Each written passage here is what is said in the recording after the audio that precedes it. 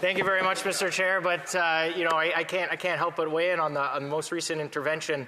I've heard many great things about the honourable member who just spoke. But surely he would know that while there wasn't a money printer printing physical bills, what happens to the money supply when the Bank of Canada purchases the debt that the government issues? Well, that, of course, is the money supply increasing substantially, which is in effect basically like printing money. So it's a pleasure to stand before you here today. It is my first time making an intervention in this chamber of this nature since the election, so I'd like to take a moment just to thank some of the wonderful people who helped send me here to this chamber from a beautiful town of Penetanguishene. I had Paul Lefebvre, who went to the Penetanguishene Curling Club, signed up my members for my nomination papers, Kirk Ruston and Infinity Golf Lab, and all the people at the hangar who just make sure that I know what's going on in town and what the real people think. And Serge Morrow and Frank Santamaz, my assigned chairs. Frank's the president of the compound. And I just want to say thank you. Because of them, I'm happy to be here today speaking on behalf of those wonderful constituents of Simcoe North. I'd also like to mention I will be splitting my time with the wonderful honourable member from Regina, Wascana, who sits just beside me here. Mr. Chair, this is an important time for this country. We know there's a number of threats economically. It is not an easy task to deal with them, but we have seen this movie before. The former Prime Minister Trudeau said that he would spend just a little bit of extra money in deficits, some small deficits, in order to get big economic gains. What did we have? Well, a decade of very poor economic performance, $100 billion of deficits before we hit COVID, multiple hundreds of billions of dollars of deficits in COVID. You had multiple commentators, including the Bank of Canada and well-known economists, telling the government that their spending was contributing to inflation. The Bank of Canada went so far as to say, why do we care about inflation so much? Well, because it hurts low-income and vulnerable Canadians the most. That is why we should care about inflation. You know who benefits from inflation, Mr. Chair? The government and people who own assets.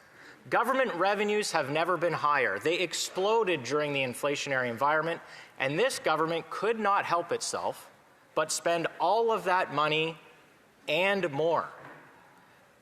In 2015, before this government took over 10 years ago, the federal government spent about $300 billion on its expenditures. That number today is expected to be $530 billion for the fiscal year that just ended. That is a substantial increase in spending, and yet they are still so far away from balancing the budget, and we're not even in a recession, Mr. Chair. So what's going to happen to the federal fiscal finances if, heaven forbid, a recession takes place? The Parliamentary Budget Officer has warned that the government finances are unstable or unsustainable, For example, in 2015, the federal government spent 7.5 cents out of every expense dollar on paying interest on the debt. Today, that number is over 10, and it is expected to go to 14 cents of every dollar in just a few years. In real dollar value, that's $80 billion a year in just a few short years we'll be paying on interest on the debt. And why is that the case? Well, it's really because the government took on too much debt in the first place. But it's not just that. It's that the debt the government took on, they did so absolutely negligently in borrowing in all short-term debt. You had countries during COVID, like Austria, issue a 100-year bond. Mexico, average term to maturity in Mexico is 18 years. In Canada, the average term to maturity is 6. Heck, even the provincial government in Ontario is 12 years. What this government has done to the management of this nation's finances is nothing short of embarrassing. We will be doubling the amount that this government spends on interest on the debt in a decade. That means less money for social services. The IMF, which members of the government love to tout as a wonderful multilateral institution, has already acknowledged for every single penny that is spent on interest on the debt, a corresponding amount is cut from social services. That is why we care about spending. Those individuals in this chamber and those individuals outside who are warning that this government was spending too much a few short years ago were laughed out of the room because our debt to GDP ratio was falling or we weren't spending that much on interest on the debt. Well, now look at where we are. And this is before we are even in a recession. Secondly, the Bank of Canada has warned in May that 40% of the government's debt issuance is purchased by hedge funds. Why should we care about that? That means 40% of the debt issued by the government is purchased by financial speculators who don't even hold the debt for very long. They buy it, they sell it immediately in the repo market. What is going to happen to our interest rates if something outside of Canada, a sovereign debt issue or a crisis somewhere else, global economic uncertainty, causes this cycle or the ability for these hedge funds and financial speculators to not have liquidity or not be able to sell the debt they purchase? Who is going to buy the debt then? Yields will increase, interest on the debt will increase, social services will have to be cut. Or, of course, we can get back to the Central Bank of Canada purchasing the debt of this nation again, monetizing the debt, which is in effect, yes, Mr. Chair, printing money. And what happens when you print money? Inflation goes up. You create a massive gap between those who hold assets and those who do not. For all of this government's focus on low-income individuals, their absolute blindness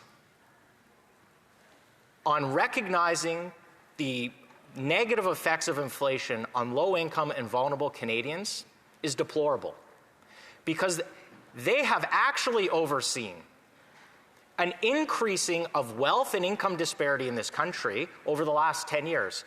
Over the previous Harper administration, Mr. Chair, it actually went down. Wealth and income disparity did not go up under the previous Conservative government. It's actually gone up under the Liberal government in the last 10 years. Why? Because their policies and inflationary deficits have made those who hold assets richer and those who don't poorer. That's what happens. This is actually simple economics. And I would have expected from a well-regarded, well-renowned Prime Minister who has all of these accolades and says he knows better than everyone else. Well, he did not run on spending double what Mr. Trudeau spent in terms of deficits. Their other policies also lead to inflation everywhere. It's not just food. Think of insurance costs. Because this government has made this country uninvestable, reinsurers have left this country, which means there's less competition in insurance, which is why insurance rates for commercial and auto insurance are going through the roof. In addition to the fact that they don't seem to care, or only recently seem to care, about stolen cars. But I was at my favorite watering hole last night, Stolen Goods, what a wonderful place. They're telling me that they spend about a third of their equivalent rent payments just to insure commercial insurance for their enterprise. This is unsustainable. These are a direct result.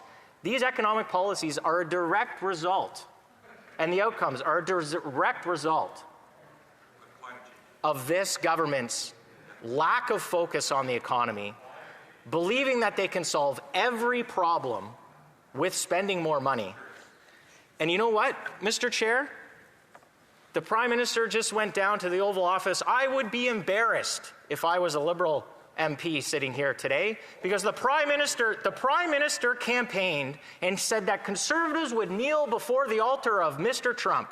Well, what did the Prime Minister do? Here's a couple headlines. It's humiliating to kowtow to Trump, but what choice does the Prime Minister have? That's in the Globe and Mail. Althea Raj writes in the Toronto Star that The Prime Minister and Donald Trump put on a show of affection. She even called it a bromance. So I think it's reasonable to point that out, but we're here today to stop the unnecessary inflationary deficits, and that's what Conservatives are here to do, Mr. Chair. Question complémentaire, le secrétaire parlementaire. Merci, Monsieur. Thank you, Mr. Speaker. I'd like to come back to the topic of printing money.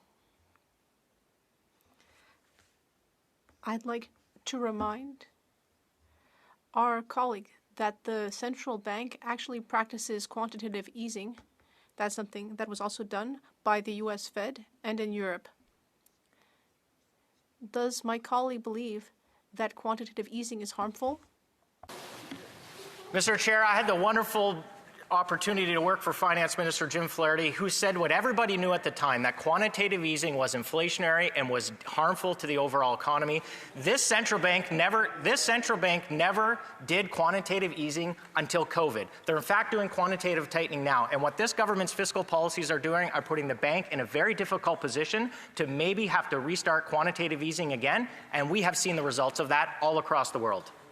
Just comments, question complémentaire, le député de Lac-Saint-Jean. The Honourable Member for Lac-Saint-Jean. Thank you, Mr. Speaker. We're talking about expenses and revenue. We need to manage our public funds responsibly, but we also need to consider the most vulnerable people among us. We know that people are affected by this economic crisis. Does my colleague agree with his own party's position when it supported the member for Shefford's bill, saying that we need to reestablish fairness between people between 65 and 75 and people over 75 for old age security? Yes, that's spending, but does my colleague agree that that's a good form of spending because people actually spend that money in our economy? Mr. Chair, I would like to thank my honourable colleague for that wonderful question. I'll say as Conservatives, we want to make sure that the government spends its money properly so that it has money to spend on those who need it the most. That would include seniors, young people, those with families, for health care, for our social services. We have to be judiciously focused on every single line item so that the government has the money to spend on vulnerable people, those in low-income situations, especially seniors, and I would add to my colleague's point, those that are qualified for the guaranteed income supplement. That amount is not high enough. Thank you, Mr. Chair. What's the member for Niagara South? Thank you, Mr. Speaker. I appreciate my colleagues' comments on this. And just following up on the quantitative easing issue, you know, the Bank of Canada or the Government of Canada, when it went into a stimulus program, this last January, the bank says it is now normalized and has finished its quantitative tightening process. But during the speech from the throne, I warned that this was an indication that the government was going to go on a spending spree again. And I can see after the last couple of months, as this fiscal house of cards falls apart, that we're going to be on the verge of massive new quantitative easing. I wonder if my colleague might comment on the impact of that, particularly in the current context of the economy. Member for Simcoe North. I'd like to thank my honourable colleague, my new colleague, for that wonderful question. I think the risks that he raises are important. The reason we have quantitative easing in the first place was because there was no one else that was willing to purchase our debt. That might happen again with 40% of those who purchase our debts, hedge funds or financial speculators. If they are unable to purchase our debt, who is going to? You will see rates increase, or maybe both, you will see the Bank of Canada forced to purchase Canadian government debt, which of course is quantitative easing, and that money supply, M2, will increase, and that is in effect money printing. Thank you, Madam Chair. Questions, comments, member for Courtney Alberni, about 33 seconds. Mr. Speaker, Imperial Oil posted profits of over $7 billion in 2023. Almost $5 billion in 2024, $1 billion almost in the last quarter, returning $367 million to shareholders. My question through you, Mr. Chair, is what is the threshold for Conservatives on excess profit before they'll charge an excess profit tax so they can actually support the very vulnerable people that he's talking about? Honourable member for Simcoe North, a brief answer. Mr. Chair, I know I don't have a lot of time. I'll just say this. Never before in history is there an example where increasing taxes on businesses result in lower prices to consumers. So I don't think that we're actually going to get to a full discussion of that issue here today, but I welcome the follow-up discussions with my member at a future date.